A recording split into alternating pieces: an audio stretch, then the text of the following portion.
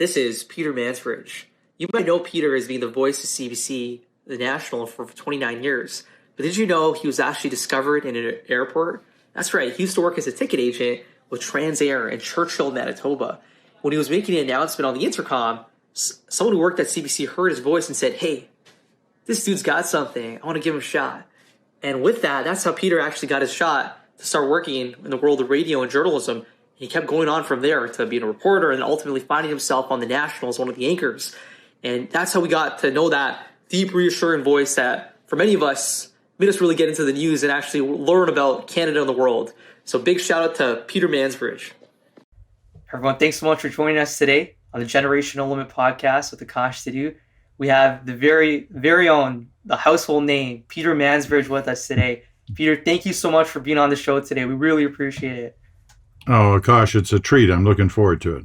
Terrific. And for those that don't know Peter, I assure you, if you don't know his face, you know the voice. For so many years, for over almost 30 years on the National, he was that reassuring voice that we heard in our living rooms telling us all about Canadian events and the world news. So, Peter, we also know that you come out recently with a new book, Off the Record, which is an incredible story with all these anecdotes and packed with a lot of interesting information behind the scenes of the world that you've gone through. And it was such a treat actually reading your story through that. And one of the very first questions that I wanted to ask you, Peter, was a lot of people know the tale of how you got started, but I think there's still so many more people who don't know the exact details. In the book, you talk about Churchill, Manitoba, how that announcement that you made kicked everything off. If you could tell everyone a little bit about that story, that'd be an amazing first step. Sure, Akash. The thing to keep in mind is that I arrived in Churchill when I was 19 years old. I didn't exactly have a stellar past at that point. I hadn't finished high school. I never went to university. I'm not proud of those facts, but those are the facts. I ended up in Churchill working for a small airline called Transair. It was a regional airline. It flew in Manitoba, in the high Arctic, a little bit in Saskatchewan, a little bit in northwestern Ontario. They sent me up there. I'd just been hired that summer of 1968. They sent me up to Churchill to fill in for a guy who was on holidays. It turned out the guy never came back, so so I got to stay, which was a bit of a challenge. Churchill's not exactly, the Bahamas. It's a pretty chilly place in the winter, and there are, long, dark days in the winter there, which is most of the year. But nevertheless, it was it also had its upside. There was some excitement around that community. Anyway, I was doing what I did for Transair, which did everything from selling tickets to loading bags. And one day somebody asked me to announce the flight over the PA system, which I did. And the next thing I knew, there was a fellow at the counter who was from the CBC, was the manager of the little CBC Northern Service Station in Churchill. And he said, "Look, I'm trying to find somebody to work the night shift. I can't get anybody to do it. I just heard your voice. Would you be interested?" And I started the next night. And that was, that was how I got started at the CBC. Now, it was 1968. Things were a lot different then. They didn't exactly have an HR department who was checking very much. I mean, he didn't ask me anything about my background, nothing. And then, I started. It was initially as a disc jockey, but I had always been interested in news, so I started a little newscast, which they didn't have there. And the rest is history. That's incredible. That's amazing. And my family's from Winnipeg, Manitoba, and knowing that your start was in Manitoba and the fact that the opportunity arose and you took it, I do think that this is like a sort of chance of preparation meets opportunity. It's like you always were interested in the world of media. Dating back, I know you were telling in your book how you and your sister, even back when you were chosen by the film board to be part of being to film in Parliament Hill. Do you feel things just connected on that piece, or that preparation? Yeah, listen, I was really lucky. There were, the thing with the National Film Board, I was 10 years old and my sister was 14. And, that says something about Canada back then. We were picked as two typical Canadians by a national institution, the National Film Board. And we weren't typical at all. In fact, we just arrived in Canada. We were immigrants from the United Kingdom. If that film was done today, it wouldn't be two white kids from England who were picked, and for good reason it wouldn't be. But nevertheless, I had that opportunity, and it was great. Then the fluke getting into the CBC after missed opportunities that were my own fault, like high school, like no university, like all of that. But then I realized that I was behind the eight ball. If I was going to make it in this business, I was going to have to work extremely hard, take advantage of the opportunity that had got me there. And that's, that is part of moving forward. There are always going to be opportunities in front of you. And it's how you respond to those opportunities will determine how far you move forward and how well you do. Absolutely. And picking up on that point, Peter, I think you're someone who's really embodies that disciplined mindset.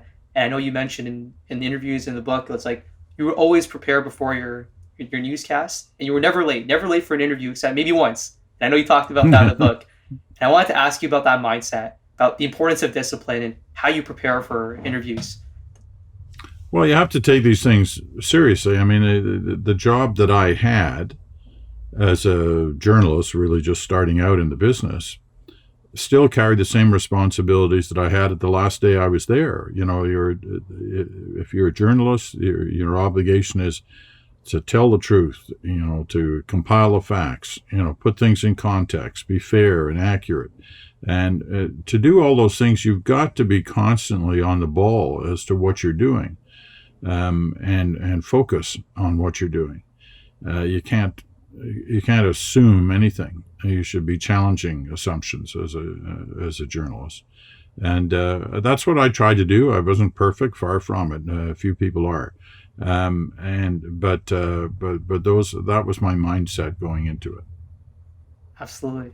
And that I know you've interviewed so many people, and there's a lot of different either be presidents, prime ministers, various folks, and there's always these myths or things about people that you don't know until you meet them.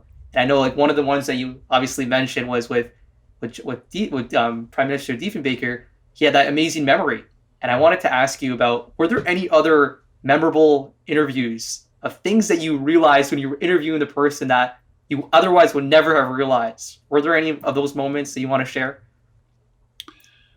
Well, I classify the interviews I did, and there were, thousands of them, in two different categories. One are the kind of famous, the celebrity type interviews, and whether that was, Prime Minister, Diefenbaker, or President Obama, or Prime Minister, Margaret Thatcher, or Ringo Starr, or, Bobby Orr. It didn't matter who it was on that celebrity group. You knew these weren't the first times these people were being interviewed, and there was a certain message track that each one of them had. They kind of knew there's only so many questions you can ask some of these people, and they'd heard them all before. So it was trying to break them out of that mold, trying to get them to sound like they really hadn't been asked this particular question before, and that's a challenge. That's really hard. But nevertheless, obviously, as somebody who was in the position to be able to interview some of these extremely well-known world figures, and Desmond Tutu, who just passed away, it was a great interview. That opportunity was quite something. But the Dalai Lama, the Aga Khan, all these different people they could be religious personalities, they could be politicians, they could be entertainers, sports figures, academics, you name it. It kind of spanned the globe in terms of the possibilities. However, those aren't necessarily the interviews that meant the most to me. The ones that meant the most to me were kind of ordinary people who'd been through some extraordinary circumstance. And you knew when you were talking to them that you were getting the truth. You were getting the real deal. There was no spin. There was, in many cases, they'd never been interviewed before. They were telling their story, and, it could have been the exodus of the boat people from Vietnam in 1979. I was there as a correspondent covering that story, and a remarkable stories that these individuals told about risking everything they had to try and get their kids out of a country that was persecuting them, to the people who were crossing the wall when the Berlin Wall came down in 1989 in Germany, 9/11, all the political conventions and things that I covered where there were kind of ordinary people telling the story of the moment. And I always found those much more rewarding because they were often surprising in the kind of answers you would get. Absolutely. No, I think that's what makes you one of the best journalists, Peter, that I've seen and known. And I know, like you mentioned before, like even I think it's your fireplace or something, you keep various mementos of various pieces of where you've gone and like the Berlin Wall. And I think like that helps keep you in check as to all the various things that you've covered. And that's incredible. And I think you once mentioned like the meaning of Canada to you. One of the ways you described it was when you were in Sri Lanka. You said there was like a girl who mentioned because there was a Canadian flag that you were wearing somewhere, and the person mentioned like Canada good, and that to you is kind of the representation of Canada. And I wanted to ask you a little bit more about that, as the meaning of Canadianism or being Canadian. Is that still the way that you define it? Well, I like to look at the country through the eyes of those who don't live here but know of Canada. And that little girl in Sri Lanka, this was right after the tsunami, and she had been so grateful for the fact that Canada was sending help, and part of the help she was getting was from volunteers who had arrived in Sri Lanka to give vaccinations to small kids and the elderly, the kind of diseases that can run rampant through a community after a natural disaster. I mean, there were so many different occasions in different parts of the world where you would run into people who had been impacted or affected by Canadians, and they had a view about Canada that sometimes we don't even have ourselves, in terms of how lucky we are. Now, that's not to ignore the fact that we have issues. And I guess that's what I try to sum up in the discussions about the country in Off the Record, my new book, that we have to resolve some of these issues, especially the relationship between Indigenous and non-Indigenous peoples. That until we figure that out, till both sides are comfortable with a relationship, it's not going to make Canada whole. And it's one of those things on the international scene that's not generally well known, but could become well known. And we want it to become well known because we resolved it, not because it still exists. Absolutely. Well, that's a really great answer, Peter. And one other thing I wanted to ask you about is, like, in the book, you cover a time where you were offered an opportunity to go to America to start to work for, I think it was CBS. And that was while you were still at the National. And you ultimately decided to stay with the National and continue to be with the Canadian side. And I wanted to ask you a little bit about that, which is, you've obviously covered the story in Off the Record, but that decision, there was so much that you were probably thinking and considering. And looking back at that decision, do you feel that staying with Canada was a way that made sense, or it turned out for the best? Oh yeah, I've never regretted the decisions I made then. Listen, I have a lot of friends in the States. I have a lot of friends in the media in the States, and we still are, in contact. We talk to each other all the time. But what was right for me at that moment was to stay here in Canada. Suddenly in front of me was the job that I'd, kind of coveted ever since that first day that I started working for the CBC in 1968. And in 20 years, I'd gone from you couldn't get lower on the totem pole than I was in Churchill, to having in front of me the best job, as far as I was concerned, in Canadian television journalism. And I wasn't going to say no. Were there differences? Sure. The main difference was money. It was a lot more money in the States, but the old saying, money isn't everything, is true. It isn't everything. I mean, it's not like the CBC wasn't paying me good money. They were paying me very good money. It's just that the American offer was considerably higher than that. But, I got over it. It's never bothered me. Absolutely, and I think Canadians really appreciative of the fact that you stated you became the sort of the voice of the person that we all came back to listen to the national in the evening time. And speaking about the U.S. money, I know like a lot of people know this, but I don't know if a lot of people know it. It's like the whole Peter Mansbridge, the whole like being part of a Disney film, and the fact that of how that worked out through an airport meeting, if I remember correctly. That's like airports played a big part in my life, as you can tell. There was a lot of things happened as a result of being in an airport. But there was some. I was going through security, and there was another guy who was going through security who called out my name and ended up telling me that he was a vice president of Disney, and he'd been talking about me that morning in a meeting, and he really wanted to see whether they could get me to do this very small part, but a part nevertheless in their big animated feature, Zootopia. Long story short, I ended up doing it. It wasn't easy. I had to convince the CBC that this was okay, and ended up doing the part that was like 8 or 10 seconds. But as far as I'm concerned, it was the part that made that movie. Right? That's what I'll always argue, that if that hadn't been in there, they wouldn't have won an Oscar and a Golden Globe and all the other awards they won. No,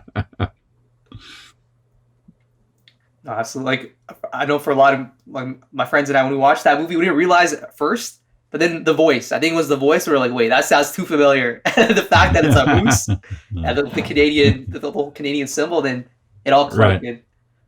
And I think that's a testament as to like, Peter, you're someone who represents Canada, and that's so cool. And I know like for the movie, you only accepted like $1, if I understand correctly, and you donated the rest to charity, which also shows that's incredible, Peter. Yeah, no, that was also part of the way I convinced the CBC. They get edgy about stuff like this, and I said, look, I'm not going to take any money, and they were offering. It was Hollywood. I mean, they offer real money. But I told them, I said, I can't take it. And, we'll arrange for it to go to a charity, directly to a charity, which is what happened. And they phoned me up a month later and said, actually, because of union agreements, we have to pay you something. So we agreed upon $1. And I've still got the check, never cashed it. I've got it framed, and it's up on my wall in my office in Toronto. My $1 from the Disney Corporation. That's incredible. That's a great story, and with your voice, I'm sure there's gonna be so many more opportunities. And I think you're also working on like a documentary or some work up. Well, one of my contracts I have is with the CBC to do 2 documentaries a year, and the one that I'm working on at the moment, which will probably air sometime in April, I shot in the Arctic last fall. This just a few months ago, and it's on climate change and Arctic sovereignty, and it's very timely in terms of both those discussions and debates. And it's a story that I've been following ever since I started in Churchill. But this one was in the high Arctic. It was well inside the Arctic Circle, and it was another fabulous experience. I've been very lucky with that. Awesome. I can't wait to check it out. And I think like you said, it's very timely. It's very timely, and I've having your voice behind with all those documentaries. I think it's definitely a great recipe for the viewers to stay in tune and watch. So I'm looking forward to it. One other thing, Peter, I wanted to ask you about is I think for a lot of people, the importance of family is a huge part of our lives, and they help shape us as well as teach us a lot of different things. I didn't know this until I read your book and researched more about you, but I learned that your family or your father and your grandfather were actually in the military, and they've served. And you mentioned that there was a dynamic conversation always at the dinner table. And I wanted to ask you a little bit about the importance of your family and some of the things that 1 or 2 principles that they taught you growing up that helped shape you? Well, both my parents were always very keen about, current events. And so we were lucky enough as a family that we always had dinner together. In fact, we usually had lunch together. My dad would come home from the office at lunchtime as well. But dinner was kind of reserved for not only a good healthy meal, but also a good healthy discussion about whatever issues were around at that time, whether they were local or international issues. And so that was one thing, to be interested and curious about what was going on around you. And the other was my father always believed that having a discussion or a debate around issues was also healthy, and to afford yourself the opportunity to hear all sides. So when we would have a debate, as it would turn out, around the dinner table about something, he would encourage us to take different views. Okay, you made that point, now argue it from the other side. And that was all good. That was all good grounding and training to try and understand issues from all perspectives before making up your mind. Absolutely. That's terrific. And I think that's a great practice for a lot of people. And that's something I think my family and I do, but where I'm going to continue to try to do more of. One other thing, Peter, that I really wanted to ask you about is, are there any mentors or people that you look up to or have looked up to that inspired you? Well, lots of them. Obviously, my parents were important in that respect, but so have been, a lot of people in the business. I mean, keep in mind, when I started in Churchill, I knew nothing about journalism, like nothing. And so in the first year or so, the only way I could learn, because there was no newscast in Churchill, it didn't exist. And I pushed to start one with no training, no understanding of what to expect or what to do. And the only way I learned was to listen to, at that time, the shortwave radio. It was before satellites. And, I would listen to different newscasts coming from different parts of the world. And I would listen to how they wrote stories, how they did interviews, how they did a lineup of a newscast. All those things I would listen closely and try to learn that way. When my time was up in Churchill after almost 3 years, I got offered a job at CBC in Winnipeg, and that's when I got into the mainstream of this kind of CBC News program in terms of training and offering guidance and mentorship.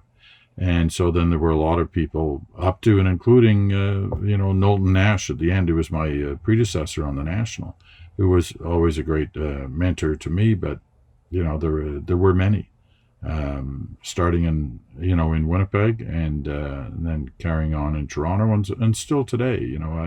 I do a daily podcast. I mean, it's not a newscast. It's more of a kind of a rant and an opinion thing, and I have a lot of fun with it.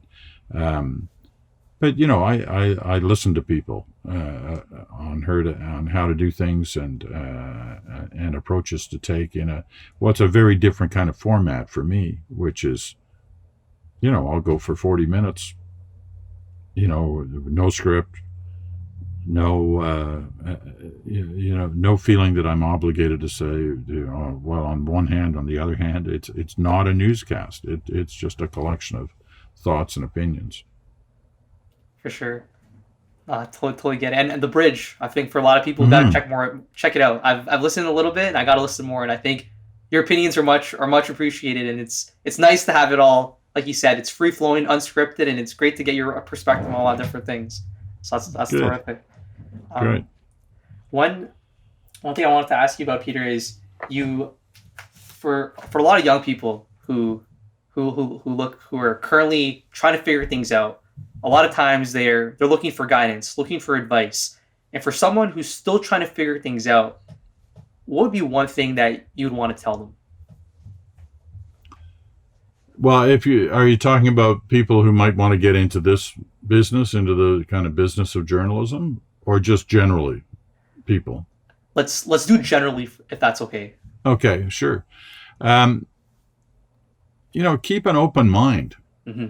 Especially young people. I mean, you're going to see a lot in your life, and your views on some of the big issues are going to change because of the experiences you have. So don't get locked in too early into how you think you should feel about something. You're going to go through change in your life. And part of that change is ensuring that you listen to, as many people as you can on issues, that you don't just sort of say, this is the way I feel about something, and I'm only going to listen to people who feel the same way. That's where we get in trouble. And you see lots of indications of that in the kind of world we live in right now. You want to have an open mind. You want to read a lot. Watching television news or watching and listening to your social media platforms or Facebook or whatever, that's not going to do it. You need a broader collection of thought and opinion, and you get that by reading, books, magazines, and articles in newspapers that are quality, as opposed to garbage. You will find it perhaps initially tiring to do that, but then you will be excited about doing it. There's so much information out there. We're lucky we all live in a world where at our fingertips we can get information on literally anything. But it's ensuring that we go to the sources of information that we can trust, that are truthful, and not those that are warped or twisted to present a particular point of view.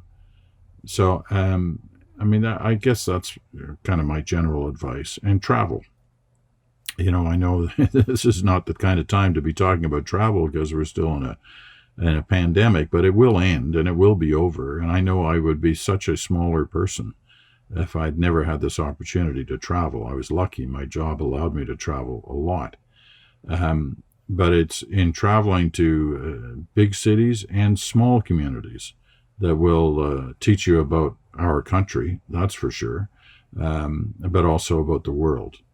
So I think those are some of the main points that I'd make. Awesome. And this is awesome, Peter. People getting your perspective, and with all the success that you've had, people, if they can just take a little bit of that and do something with it, even for me, I feel like that's very relevant. That's incredible advice. And one of the last questions, Peter, this is a personal thing I'm thinking about. Whenever I've seen you do a lot of your broadcasting, I always think to myself, I'm like, how are you able to stay so composed? It's like some of the stories that you've covered are sometimes a bit more on the dynamic or can kind of be heavily charged emotionally, but you're very good at keeping your composure. That's always something I've wanted to ask you about, which is how you keep that mindset in check. I know a lot of it's discipline, but I'm very curious as to how you do it. Well, some of it's natural, I guess. It's not like that I don't get nervous or I'm not impacted by some of the stories I cover. All of that happens. And it's good for it to happen because it makes you understand the importance of what you're doing. I don't think there's ever been a show that I've done that I haven't had a little twinge of nervousness before it started, including up until today. I don't know you, Akash. I had no idea what it was going to be like sitting here talking to you. And so, you prepare yourself, and there's some nervous energy there, and that's good. It's important that you have that, and I've always had that from day one in this business, and I hope I always have it. You shouldn't take anything for granted. But once you're into it, then you rely on your own skills, and you don't go where you're not prepared to go. In other words, if you're doing an interview or you're dealing with a major story, go with what you're comfortable with talking about and that you have some basic understanding of. When you have a guest, don't assume that you know more than the guest, or there'd be no point in having the guest with you, right? You're learning just like your audience is learning. And you ask those kind of questions, the questions that are most likely to be being asked by the people who are watching or listening. So that's that's kind of it. I'm calm, but maybe it's just the appearance of calm.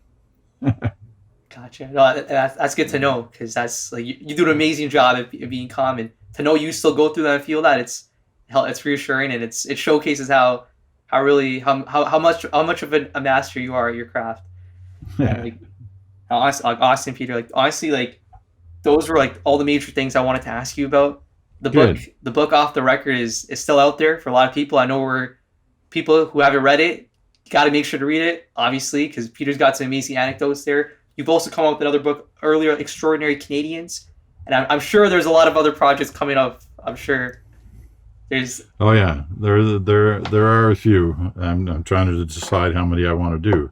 I mean, I'm not a spring chicken anymore, right? I'm 73, and I don't want to spend all my time working. I'm working as hard now as I was when I was doing the National, because between writing books, doing a podcast, doing documentaries, I sit on a number of boards, and I lecture occasionally at the Monk School at the University of Toronto. So, I keep myself busy.